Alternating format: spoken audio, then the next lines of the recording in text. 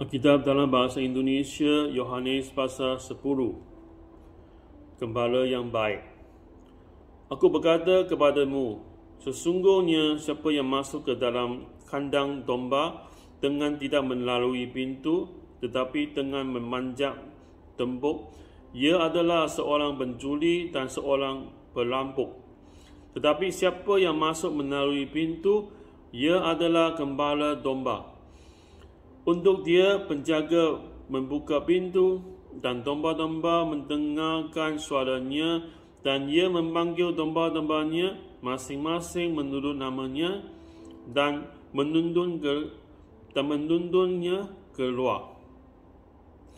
Jika semua dombanya telah dibawanya keluar, dia berjalan di depan mereka, dan domba-domba itu mengikut dia kerana mereka mengenal suaranya.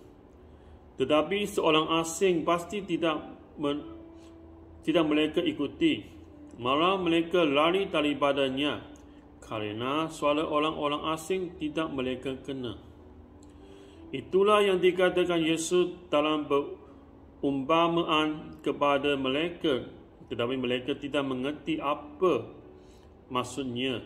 Ia berkata demikian kepada mereka. Maka kata Yesus sekali lagi, Aku berkata kepadamu, sesungguhnya akulah pintu ke domba-domba itu. Semua orang yang datang sebelum aku adalah pencuri dan perampok, dan domba-domba itu tidak mendengarkan mereka. Akulah pintu. Barang siapa masuk melalui aku, ia akan selamat, dan ia akan masuk dan keluar dan menemukan padang rumput.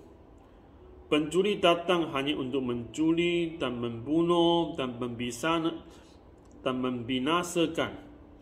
Aku datang supaya mereka mempunyai hidup dan mempunyainya dalam segala kelimpahan. Pencuri datang hanya untuk mencuri dan membunuh dan membinasakan. Aku datang supaya mereka mempunyai hidup dan mempunyainya dalam segala kelimpahan. Akulah gembala yang baik. Gembala yang baik memberikan nyawanya bagi domba-dombanya. Sedangkan seorang ubahan yang bukan gembala dan yang bukan pemilik domba-domba itu sendiri, ketika melihat serigala datang, meninggalkan domba-domba itu lalu lari, sehingga serigala itu menekam dan mencerai-beraikan domba-domba itu. Ia lari kerana ia seorang ubahan dan tidak memperhatikan domba-domba itu. Akulah gembala yang baik, dan aku mengenal domba-dombaku, dan domba-dombaku mengenal aku. Sama seperti Bapa mengenal aku, dan aku mengenal Bapa, dan aku memberikan nyawaku bagi domba-dombaku. Ada lagi padaku domba-domba lain yang bukan dari kandang ini. Domba-domba itu harus ku tuntun juga, dan mereka akan mendengarkan suaraku, dan mereka akan menjadi satu kawanan dengan satu gembala. Bapa mengasihi aku, oleh kerana aku memberikan nyawaku untuk menerimanya kembali. Tidak seorang pun mengambilnya daripadaku, melainkan aku memberikannya menurut kehendakku sendiri. Aku berkuasa memberikannya dan berkuasa mengambilnya kembali. Inilah tugas yang ku terima dari Bapaku.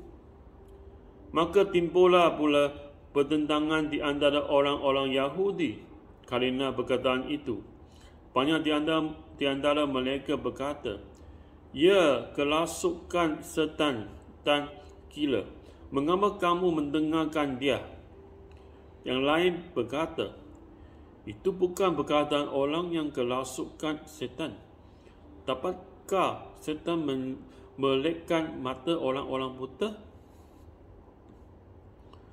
Tidak lama kemudian, timbullah hari raya pentadbisan Bait Allah di Yerusalem.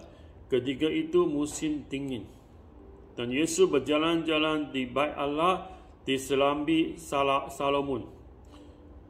Maka orang-orang Yahudi mengelilingi dia dan berkata kepadanya, "Berapa lama lagi engkau membiarkan kami hidup dalam kebimbangan? Jikalau engkau Mesias, katakanlah terus terang kepada kami." Yesus menjawab mereka, "Aku telah mengatakannya kepada kamu, tetapi kamu tidak percaya. Pekerjaan-pekerjaan yang kulakukan dalam nama Bapa-Ku, itulah yang memberikan kesaksian tentang aku. Tetapi kamu tidak percaya, kerana kamu tidak termasuk domba-dombaku. Domba-dombaku mendengarkan suaraku, dan aku mengenal mereka dan mereka mengikut aku. Dan aku memberikan hidup yang kekal kepada mereka, dan mereka pasti tidak akan binasa sampai selama-lamanya. Dan seorang pun tidak akan merebut mereka dari tanganku. Bapa-Ku yang memberikan mereka kepadaku lebih besar daripada siapapun, dan seorang pun tidak dapat merebut mereka dari tangan Bapa. Aku dan Bapa adalah satu." Sekali lagi orang-orang Yahudi mengambil batu untuk melempari Yesus. Kata Yesus kepada mereka, "Banyak pekerjaan baik yang berasal dari Bapa-Ku yang kuperlihatkan kepadamu. Pekerjaan manakah di antaranya yang menyebabkan kamu mau melempari aku?"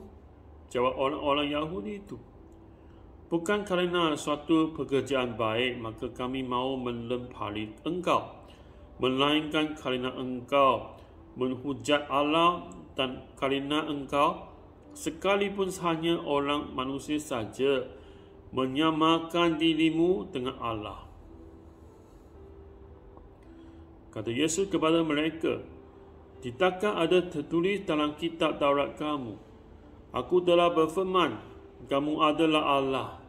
Jikalau mereka kepada siapa firman itu disampaikan disebut Allah, sedang kitab suci tidak dapat dibatalkan, masihkah kamu berkata kepada dia yang dikuduskan oleh Bapa dan yang telah diutusnya ke dalam dunia, engkau menghujat Allah kerana aku telah berkata aku anak Allah?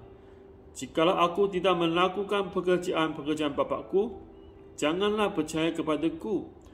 Tetapi jikalau aku melakukannya dan kamu tidak mau percaya kepadaku, percayalah akan pekerjaan-pekerjaan itu, supaya kamu boleh mengetahui dan mengerti bahawa Bapa di dalam aku dan aku di dalam Bapa."